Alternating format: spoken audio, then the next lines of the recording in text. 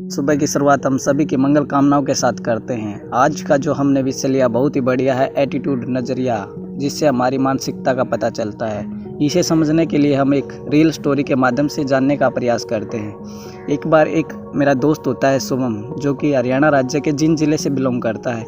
वह एक बार एक सेमिनार में जाता है। वहाँ पर वह देखता है कि एक बहुत ही अच्छा लीडर आया हुआ है और वह वहाँ पर बता रहा है कि वह आपका 25 से 30 मिनट का समय लेगा और आपकी ज़िंदगी बदल जाएगी। शुभम ने सोचा कि जो 20-22 साल में नहीं बदली वो 20-25 मिनट में कैसे बदल जाएगी, चलो देखते हैं। तो वह जैसे ही सेमिनार शुरू होता है तो वहाँ पर पहले 10 मिनट शुभम बिल्कुल शांत बैठा था और अगले 10 मिनट में शुभम को लगा अच्छा, जब उसे प्लान वगैरह देखा तो उसे पता चला अच्छा ऐसा हो सकता है। लास्ट के 10 मिनट में शुभम बहुत हैरान हो गया।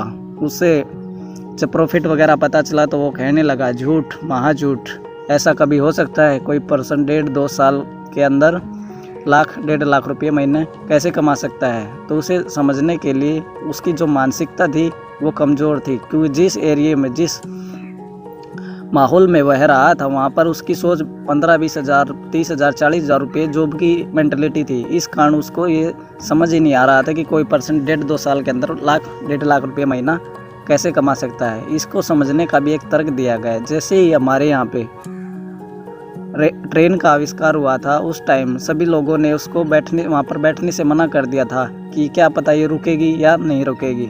इसलिए लेकिन एक सभा बुलाएगी जिसमें समझाया गया, लोगों को बताया गया कि इसमें चलाने वाला एक इंसान ही है और ये सभी स्टेशनों पर रुकेगी। तब लोगों ने जाकर उसमें बैठना शुरू किया। ऐसे ही एक व्यक्ति आता है जो कहता है कि एक ऐसी वायर बनाऊंगा जिसके माध्यम से सभी लोग एक दूसरे से बात कर पाएंगे, मिलो दूर बैठे बात कर पाएंगे।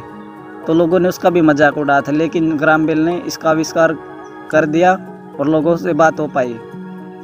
ऐसे ही एक व्यक्ति कहता कि मैं बिना वायर के मिलो दूर बात करवा पाऊंगा, और तब ये मोबाइल फ़ोन का आविष्कार हो पाया। ऐसे ही बल्ब का आविष्कार करने वाले एल्बर्ट आइंस्टीन को भी लोगों ने पागल कह दिया था कि ये पागल हो गया है, ऐसे कोई रोशनी थोड़ी पैदा हो सकती है, ऐसे कोई विद्युत थोड़ी हो सकती है। लेकिन उसने अपनी मेहनत और प्रयास से लोगों के पागल बोलने के बावजूद भी बल्ब का आविष्कार किया और दुनिया को रोशन किया। ऐसे ही दो भाई कह रहे थे कि हम इंसान को आसमान में उड़ा कर दिखाएंगे, तो लोगों ने उन्हें भी पागल बोला था। लेकिन जब यह संभव हो पाया तो राइट ब्रदर्स ने प्लेन का आविष्कार किया और लोगों को आसमान में उड़ाने का काम किया। तब लोगों ने उन पर यकीन किया। कोई लोग नया आविष्कार करने का, नया प्रयास करने का कोशिश करता है तो उसे पागल ही बोला जाता है। लेकिन सच भी यही है कि पागल लोग ही इतिहास रचते हैं। इसे हम एक छोटी स्टोरी के माध्यम से समझने का प्रयास करेंगे। एक बार एक जंगल होता है, जंगल में एक तालाब होता है। तालाब के चारों ओर पेड़ पौधे होते हैं जिन पर बंदर बंदरिया बैठे होते हैं। तो वहाँ पर आसमान में एक आकाशवाणी होती है कि कल सुबह जैसे ही बिजली कड़केगी, कोई बंदर या बंदरिया जो भी उस तालाब में डुबकी लगाएगा वो या तो सुंदर राजकुमार बन के निकलेगा या सुंदर राजकुमारी बन के बाहर निकलेगा।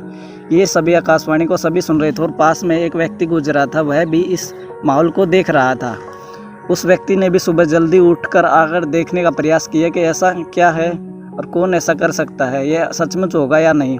व्यक्ति भी सुबह जल्दी पहुंच जाता है और जैसे ही सुबह आकाशवाणी होती है, सभी बंदर बंदरिया पेड़ों पर बैठे हुए थे होती है तो सभी बंदर बंदरिया वहीं शांत बैठे रहते हैं। लेकिन एक छोटी सी बंदरिया जो पेड़ के सबसे ऊपर चोटी पर बैठी हुई थी, वह वहाँ से छलांग लगा देती है और जैसे ही छलांग लगाती है वह एक सुंदर राजकुमारी के रूप में बाहर निकलती है। तो वह देख रहा व्यक्ति उससे पूछता है कि सभी यहाँ पर शांत बैठे थे, किसी को कोई हलचल नहीं हुई, सभी शांत बैठे थे, आपको ऐसा क्या हुआ, आपने जो छलांग लगा दी? तब वह बंदरिया एक सुंदर जवाब देती है, आप भी जानना चाहेंगे? वह बंदरिया कहती है कि मैंने इसीलिए यही सोचकर छलांग लगाई थी। मैं बंदरिया तो पहले ही हूँ, अगर मैं छलांग लगाती हूँ, अगर मैं वापस कुछ भी नहीं बना तो मैं बंदरिया तो वैसे ही हूँ। अगर मैं छलांग लगाने से अगर सुंदर राजकुमारी बन जाती हूँ तो मेरी तो ज़िंदगी ही बदल जाएगी, यह सोचकर मैंने छलांग लगाई थी। इसी तरह ये जो हमारा सोच का, हमारे नज़रिए का फ़र्क होता है। शुभम ने भी लास्ट में सोचा कि चलो मान लेते हैं कि मैं 1.5-2 साल के अंदर 1.5 लाख रुपये आ सकता है, एक बार मान लेते हैं तो, लेकिन मैं इसके बारे में पता लगाऊंगा कि ये कैसे आ सकता है और जो चीज़ें हैं ये सभी लीगल हैं या इलीगल हैं। तो उसके बारे में जानने के लिए शुभम ने पहले उनकी सभी ब्रांचेज वगैरह चेक की, फिर जो प्रोडक्ट तैयार हो रहा था उसके जो मैन्युफैक्चरिंग थी वहाँ पर जाकर चेक किया, सभी ऑफिस वगैरह चेक करने के बाद उसमें करीब 15-20 हज़ार रुपये का खर्च आ गया।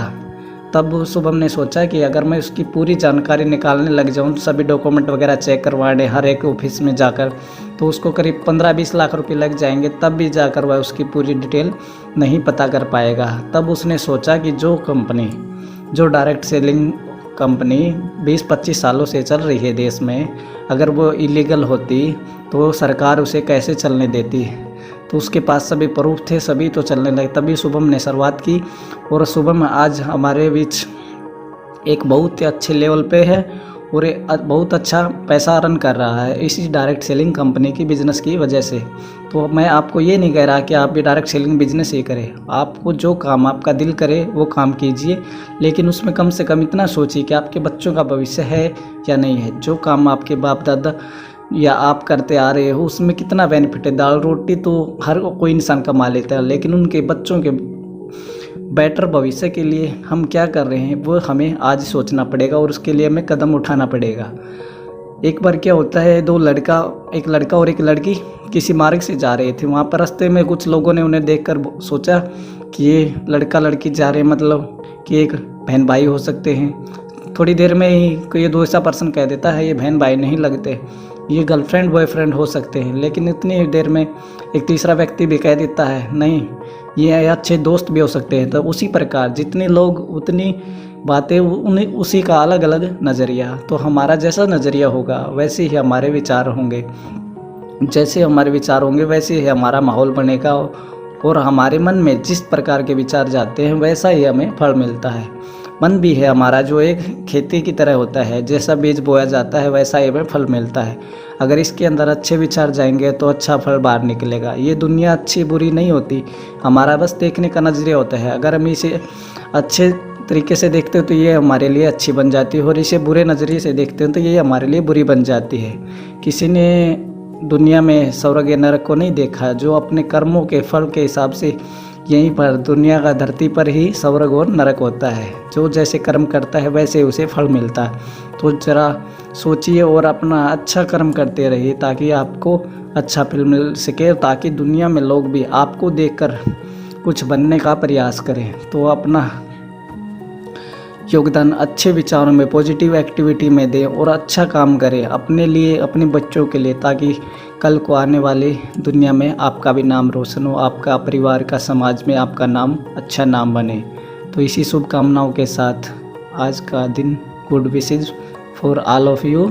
Thank you so much. Have a nice day.